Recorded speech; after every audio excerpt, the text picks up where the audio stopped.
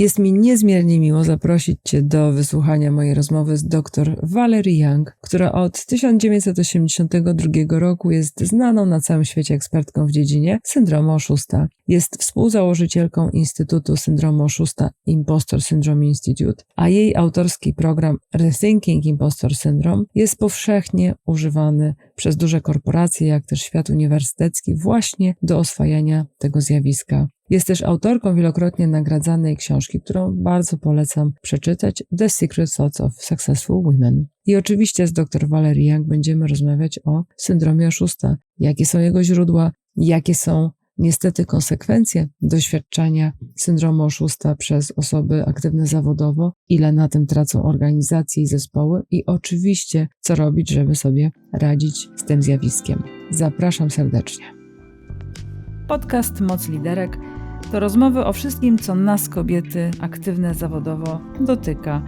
O wyzwaniach w realizowaniu swoich planów i marzeń, o życiu i działaniu po swojemu, o sięganiu po więcej i też o autentycznym przywództwie. Rozmawiam z kobietami, które działają w różnych obszarach biznesowych, by dać Ci łyk inspiracji, odwagi, może trochę lekkości, a na pewno dystansu. Nazywam się Dagmara Seliga-Krawczyńska i chcę Cię zainspirować moimi rozmowami. Valerie, good morning, good afternoon. I'm so happy that I have you here with me. I'm thrilled to be here, Dagmara. Fantastic. So, you know what is the topic that I'm going to talk about with you? I think I do know the topic. Quite obvious. Just as an intro, I want to really share what is behind this topic and why I really want to have this discussion with you. And I want to everyone, whoever want to and can listen our discussion to hear it, because there is so many myths and stereotypes around impostor in my country, in Poland, but also in CE. But also it is not only about myths and stereotypes, but the way how we treat it, the way how we deal with it. It is also putting a lot of efforts on individuals, mostly women, although I know that men also experience impostor. So I want to really have this discussion not only around impostor itself, but also how to really deal with it. What is the price that we are paying not touching this topic, or touching from the angle that is rather limiting opportunities to really deal with it. So I really feel like we need to unpack and we really need to touch the core of this phenomenon because it is so popular among us. Yeah, and that really is such a perfect place to start, Dagmara, because I think so often people think it's some kind of an interesting self-help topic. Exactly. And they don't understand that feelings translate into behaviors. And those behaviors have costs and consequences both for individuals who experience it, but also for their organization. So I very much see this as a business issue. And even if you don't personally have these feelings, you've never experienced imposter syndrome, imposter phenomena, if you lead, manage, mentor, train, or I would even say parent other people, you do need to understand it so that you can help kind of talk other people off that imposter ledge more quickly and mitigate some of the costs in the organization. Yeah, absolutely. I think that what you are saying about the organizational element or the business side of this is so important because we are not really aware how much as an organization, companies, business we pay having people suffering or experiencing imposter syndrome. So let's start from the basics. So what is imposter syndrome? That is also a very good question because there's so much misunderstanding out there on the internet about what it means. It's not the same as just kind of normal nervousness or anxiety or before a job interview, for example. The original term that was coined in 1978 was imposter phenomenon. It was not originally imposter syndrome. It was not, nor has it ever been considered a psychologically diagnosable mental health condition. It just kind of morphed into being called imposter syndrome really a few years after it was first coined. So it was coined in 1978 by two clinical psychologists, Pauline Clance and Suzanne Imes.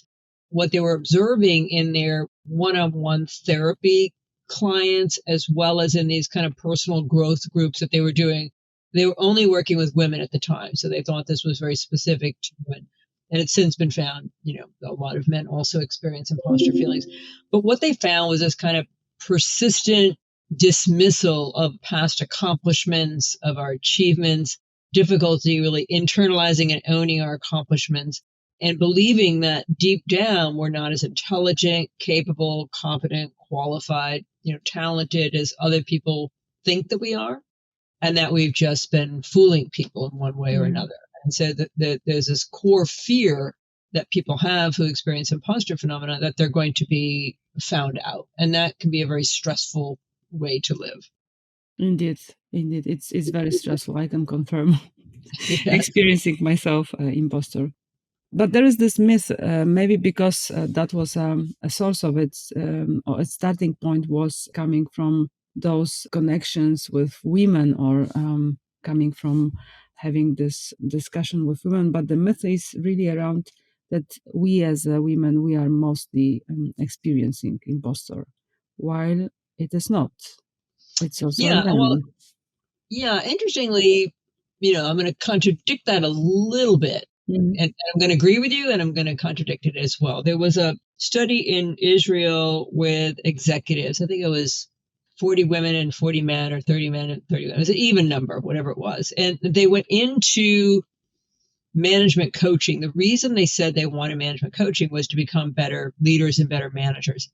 Once they got there, all of them, what showed up was two things: executive loneliness, right? That you don't have people to talk to and share ideas or bounce ideas off of, get perspective, but also imposter syndrome.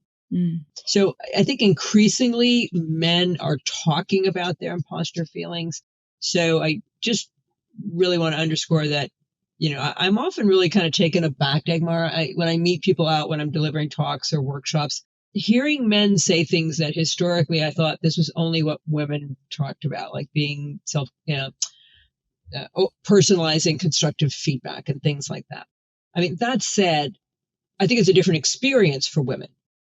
I think women as a group, and I'm generalizing, tend to be more in touch with their emotions. So they're less likely to kind of dismiss these feelings. They're more aware of them. They also just societally have more kind of pressure to prove themselves and to represent their entire group, right? So especially if you're a woman and you're in an environment where, let's say you're in a leadership position and there's not many other women leaders, or you are the first regional director or whatever it might be, managing director. Now you've got that kind of weight of the world on you to kind of prove that a woman can do it. Indeed, whenever you belong to any group where there are stereotypes about competence or intelligence, that could be based on gender, it could be based on race, it could be based on nationality or ethnicity, it could be based on age, or someone with a disability, or people with, with like a regional or strong working class accent, so class. So again, whenever you're in a group where there are stereotypes about competence or intelligence, you're going to be more susceptible. And that includes women, but other groups as well. Okay. So there is plenty of probably also sources, reasons why we are experiencing imposter. Because there is this element of culture, element of gender, element of class. Yeah, so there are societal reasons, as I pointed out. I mean, just talking to you is a good example of one. I mean, I speak to a lot of multinational corporations, as I know you do in terms of your own clients. And these are companies where people are required to do business in English. I mean, I'm sure this would be more fun for you if we were doing this in Polish, right? But when you're studying or working in another language that's not your first language, that can kind of trigger self-doubt, imposter feelings, because let's face it, we all feel, quote unquote, smarter in our first language. But there's other sources as well. People in certain occupations are more vulnerable, likely to have imposter feelings. People in creative fields, for example, writers, actors, singers, artists.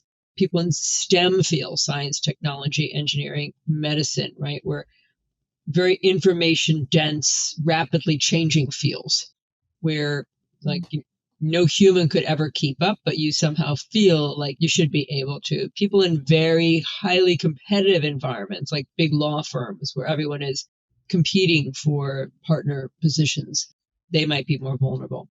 There's also situational factors like being a student, a university student, and especially being like a PhD student or a postdoc. That experience, a situational experience in and of itself, can trigger imposter feelings. Imposter syndrome is rampant amongst especially graduate students and postdocs, but also even faculty, administrators at universities. And part of that is because we also have to look at the role that organizational culture plays. So it could be the actual workplace, which is one thing we can talk about. But I'm talking here like the overarching culture of universities, higher education. It doesn't matter if you're at the University of Copenhagen or Warsaw or Oxford or Stanford. There's going to be a certain culture of academia that's going to be the same. The same thing with medicine. Also, that culture of medicine can also fuel self-doubt. So you've mentioned workplace culture, and what I meet almost on daily basis working with leaders, it is really this competitiveness that is really fueling the imposter syndrome feelings, and the culture where you always need to be on top, when you always need to be the best, when you always need to score the best results in sales or in other fields. This is fueling very much self-doubt and constant fear of being found out that maybe I'm missing something like mostly like competences and skills. Mm-hmm. So this is very much also what you've said, a workplace culture topic. I will come back to that, but you've mentioned at the beginning that mostly imposter syndrome is really focused on the way how we think about ourselves in terms of competences and knowledge, intelligence. Yes, absolutely. So there are societal sources, there's occupational, situational culture, organizational culture. But to me, the core source of imposter syndrome, meaning if all those other factors went away tomorrow, somehow we're magically able to solve racism and sexism and fix all the organizational culture issues and so on. If all of those things went away tomorrow, but if we kept our unrealistic, unsustainable expectations for ourselves, right? How we measure our own competence, then nothing will change. And so I think the work has to happen on two levels. Certainly it can happen organizationally and take a look at how might the organization be fueling self-doubt for everyone and also for certain groups, perhaps as well. But also what can we do as individuals and organizations to help people develop a more realistic understanding of what it means to be competent? So what I sense, and mostly here working with women, is that the bar is so high in terms of expectations, especially on competences, that there is a pressure to be constantly perfect on everything, constantly perfect at work, in private life, as a parent, as a friend, that they are like, in the circle of fear. So there is no space for life, for happiness, for this lightness. So they are constantly under pressure. I bet men they have similar, although maybe they're not expressing or not sharing, as you said, it's also cultural piece. But at least in what I hear in CE, and that is my recent experience working with one of the companies on resilience, it is that in CE, the Central and Eastern Europe, we are so much focused on proving compared to the Western Europe, that we are missing this nice part of life. Yes. And there is a lot of imposter syndrome in this area. You touched on something there. You said, well, maybe, men just don't talk about it. But you touched on something, Dagmar, which is that the reality is that women tend to be responsible for not just excelling in their job, but also there's many more expectations outside of work. There's a lot of media. I mean, I don't know about Poland, but in the US, when you're checking out of the supermarket, there's all these magazines that are mostly aimed at women. And the messaging is, how to lose weight, how to look more beautiful, how to make your home more beautiful, how to have perfect children, right? So we have a lot more responsibility for more aspects of our life. I was coaching a male executive who had imposter feelings. And why he had imposter feelings was because he knows he's a star in his company.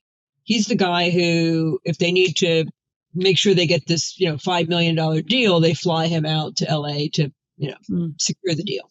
He's clearly the star and he knows it and everyone knows it, but he feels like an imposter because they're bringing in these younger people who have MBA degrees and they have their standard operating procedure and their spreadsheets. And he's like a big picture strategy guy. So this is like making his head explode and makes him feel like an imposter. I asked him, I said, do you feel that way outside of work? He's like, no. Right. He doesn't put that same pressure on himself outside of work as he does inside work. I think that is a key difference. But my feedback to him was, and this goes back to your, talking about what it means to be competent. I said, John, I'm going to use a baseball analogy so you can translate it into football for me if you like. But I said, John, it sounds like, I said, you're a star, right? He said, yeah. I said, it sounds like you're expecting yourself to be the star batter, the star pitcher, the star base runner, the star catcher, the star outfielder. And he looked at me, Dagmara, and he said, oh my God, I'm a sports guy. I just got it. So I think for women, the external pressures aren't going to go away because this guy has somebody at home taking care of all that stuff. He doesn't have to worry about that. But for women, because there are so many pressures and to look good all at the same time.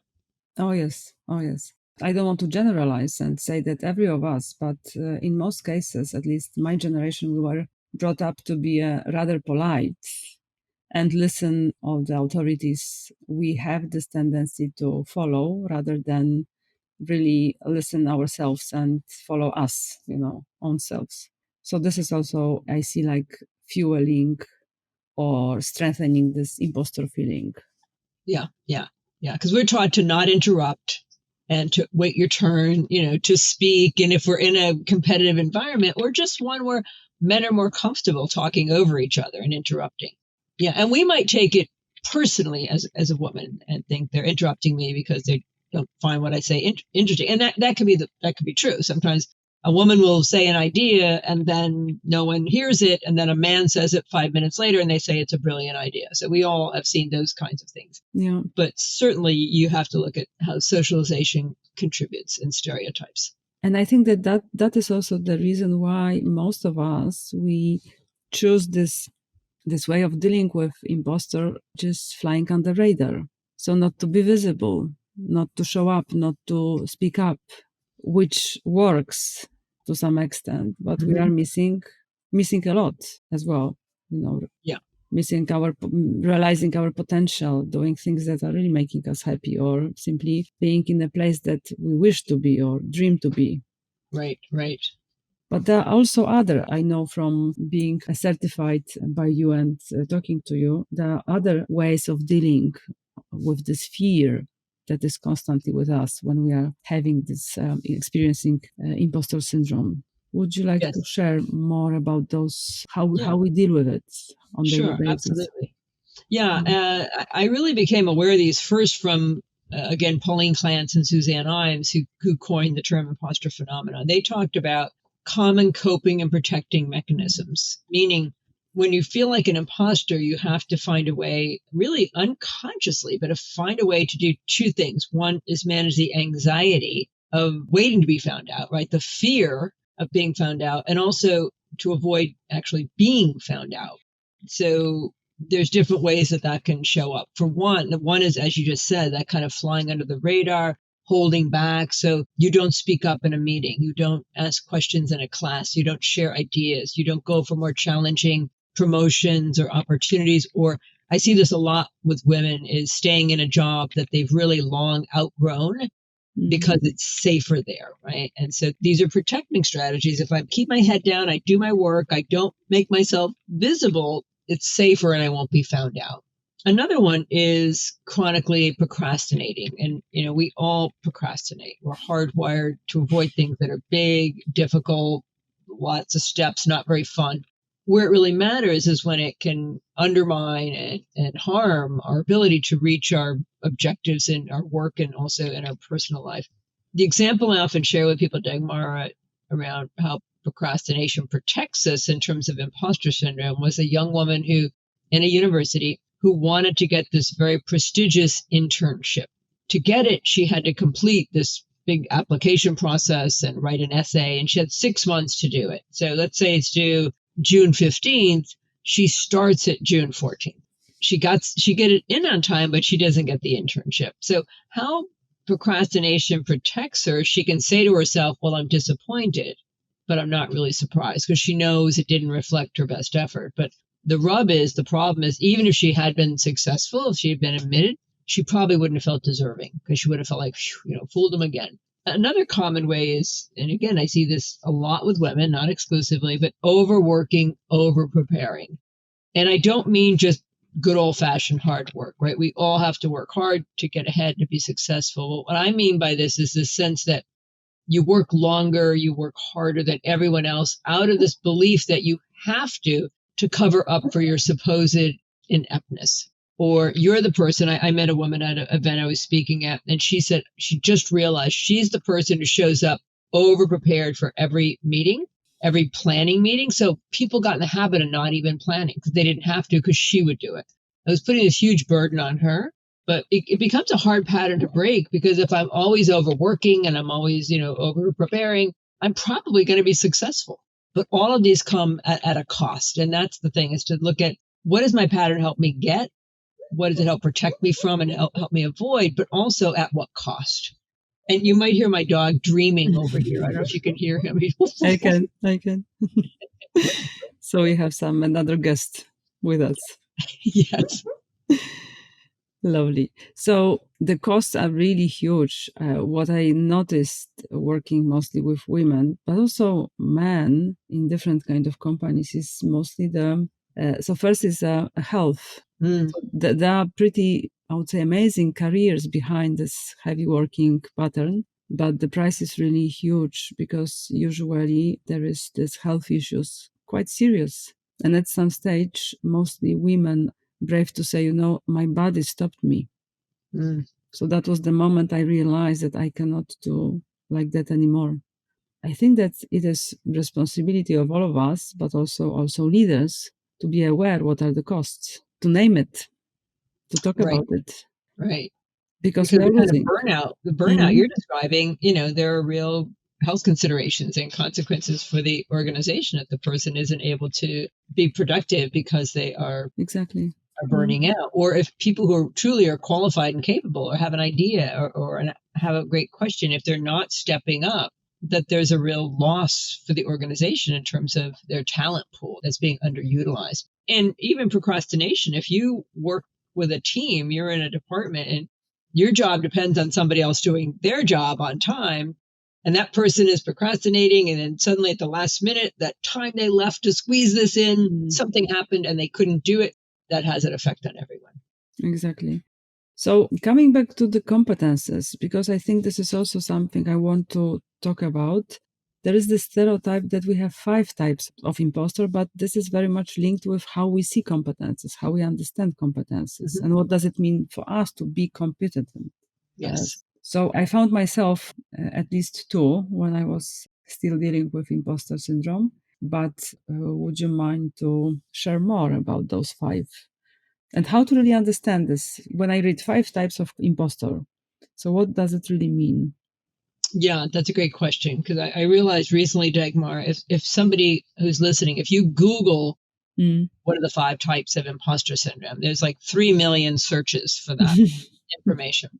And often people write about it in their blog or article and they get it wrong. I mean, that's my work, so I know it very well. I'm the one who named the 5 types. In reality, they're not 5 types of imposter syndrome. What they describe is 5 ways that people with imposter syndrome misunderstand what it means to be competent, hold themselves to particular standards. And you're right, you can identify with one primarily or more than one, but most people, it's one.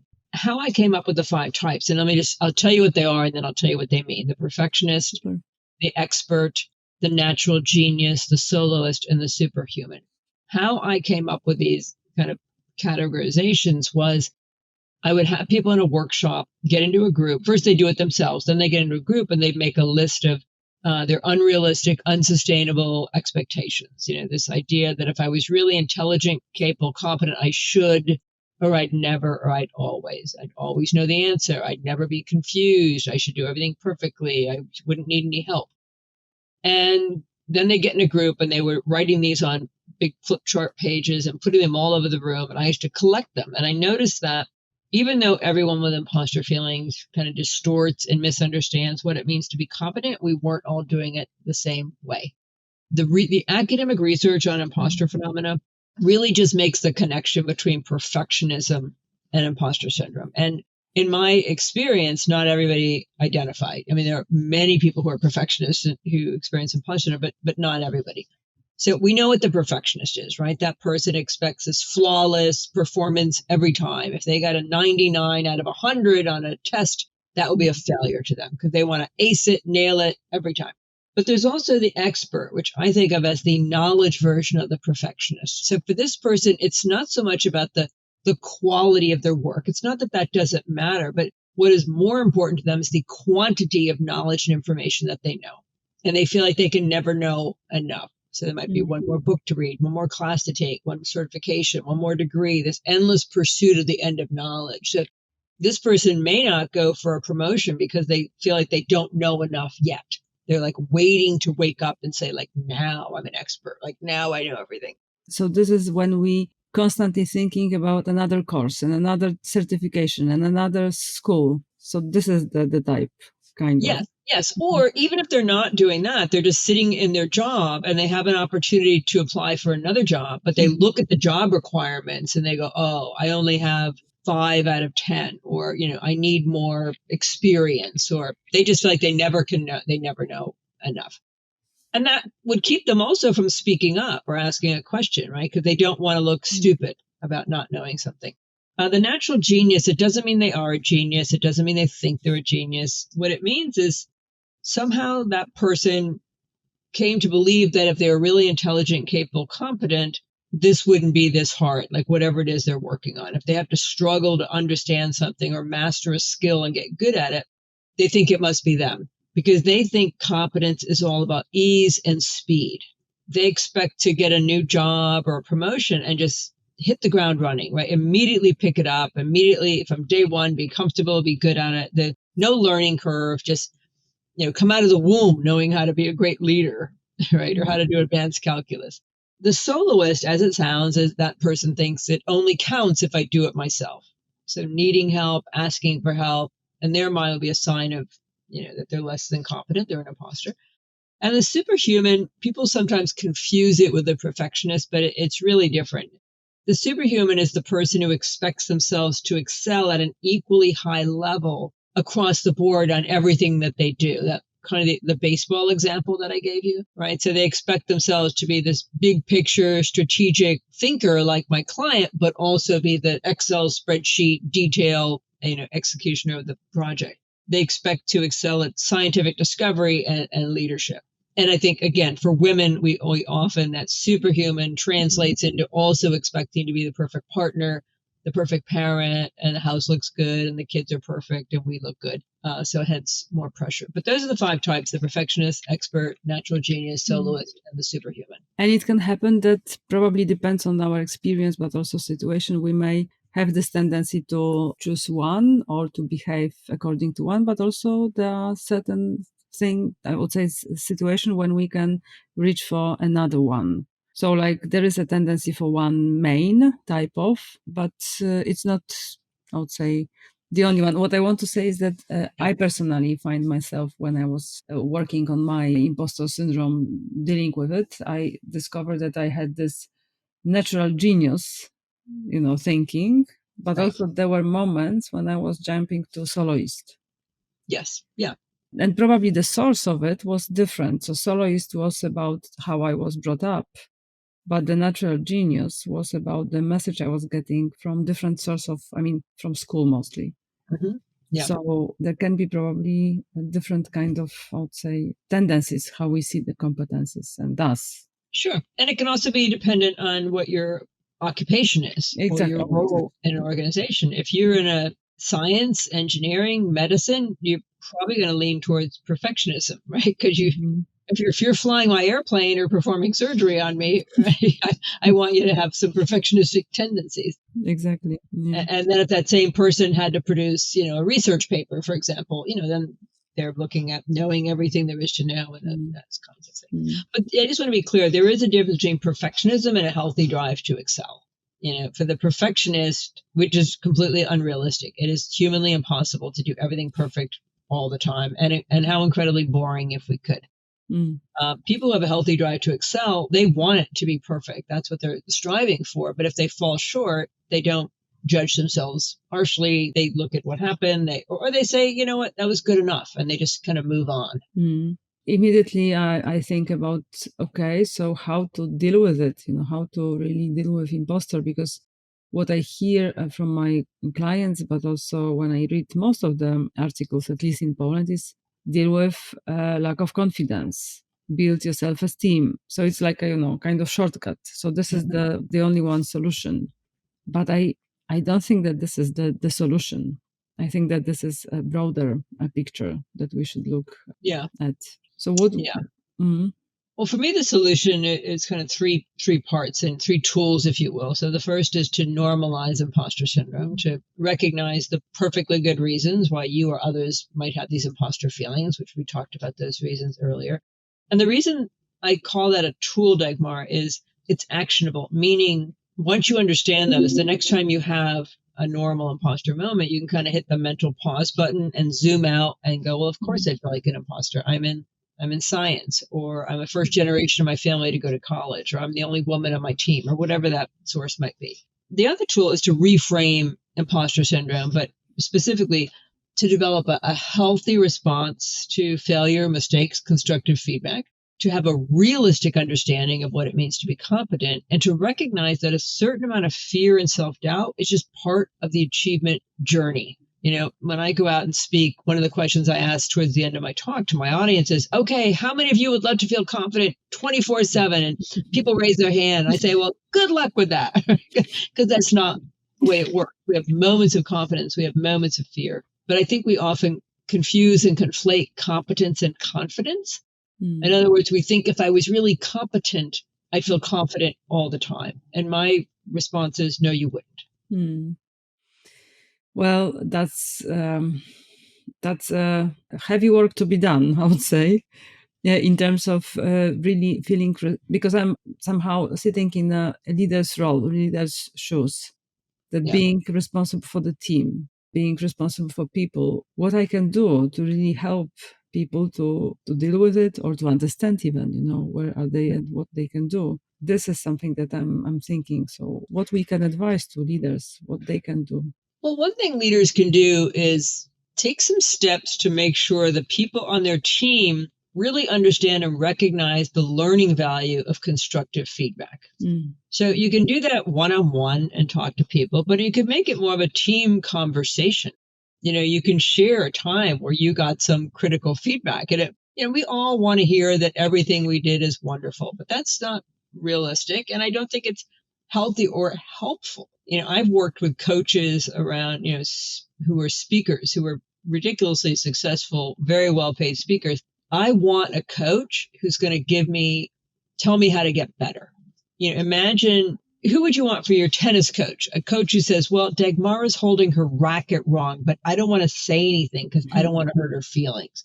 Right? Or do you want somebody who's going to say, Dagmar, you got to move your hand. If you do that, you can get a better swing. So for managers to help everyone really see the learning value can be tremendously helpful. And also look at their organization. We had a conversation yesterday with Apple. And like a lot of companies, the culture is that Apple is excellent, and they're known for excellence. So everyone feels this pressure to be excellent all the time. But that bangs into the reality of sometimes you're going to not be excellent. Sometimes you're not going to understand. You're not going to know the answer.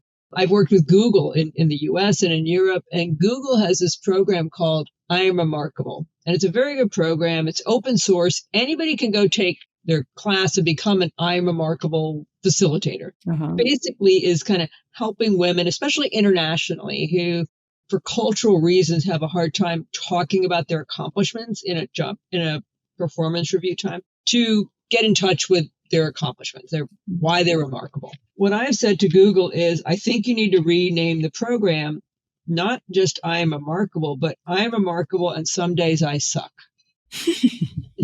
Because we're not going to be remarkable every single day. We're going to have off days. And, I could give the exact same presentation 5 days in a row, and some days it's going to be better than other days. And that's just real life.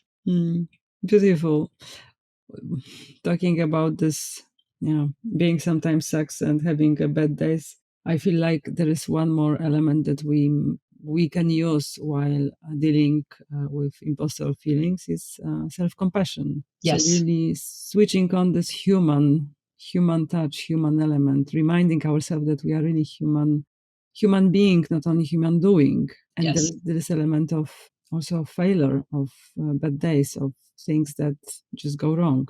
Absolutely. I mean, I think, again, sports gives us great analogies. Somebody's going to win and somebody's going to lose. You can't win every game. It's just simply not possible. So, but the losing team doesn't hang up their uniform and go home. They go watch the game tape, the video. They see what went wrong. They practice more. They get more coaching and they get back in the game. They say, we'll get them next time. But you're very wise to point that out around compassion, Dagmar, because there was research out of the University of Vienna that found that people who had low self-compassion for how they spoke to themselves had higher rates of imposter feelings, which makes sense. And the opposite was true. The more self-compassionate people had less imposter feelings. They're able to say, I'm disappointed, but I'm not ashamed. And I'll try again. It'll get better. It wasn't that bad. It's fine. Good enough is good enough. We all make mistakes. And they're able to say, aren't I entitled to make a mistake once in a while, and kind of pick up and move on more quickly. So maybe last question I'm having on my list, and also thinking about any cultural differences, how we experience, how we talk about imposter feelings. Do you see any differences, or everything is quite similar across the Europe or world?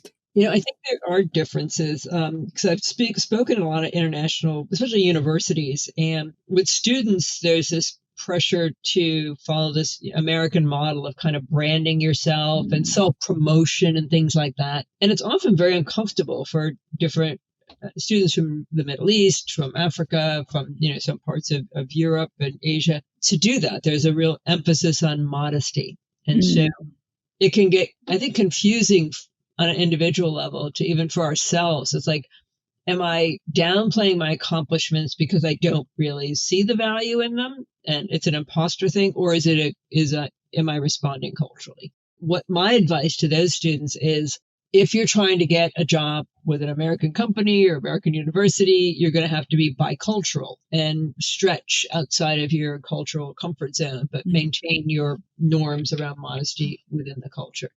There's something in some of the Scandinavian countries called the law of Jante, I think it's called, Jante, which means don't think you're special. Don't think you know anything. Don't you think you can do anything? It's kind of like opposite to American culture. Yes. It's kind of the tall poppy syndrome in Australia, which is this cultural need to kind of push the person down who's succeeding and to be the same as the rest of the poppies in the field. Those are things we need to be aware of as well.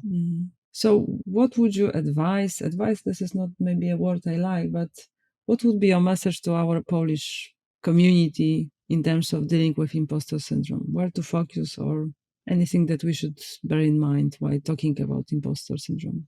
That you're in good company.